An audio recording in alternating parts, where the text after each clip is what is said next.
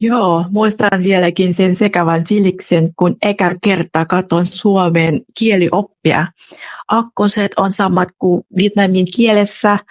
Sanoilla ja verbeillä on pääteitä, aikamuodot on monimutkaisia, ihan niin kuin Venäjässä.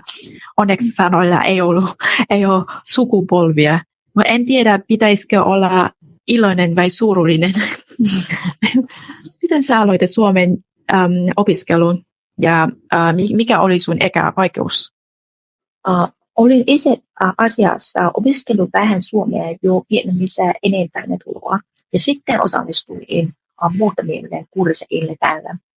Ensimmäinen haaste oli just oppia taivuttamaan sanoja eri muodoissa, kuten nominatiivi, partitiivi ja genitiivi, illatiivi, elatiivi.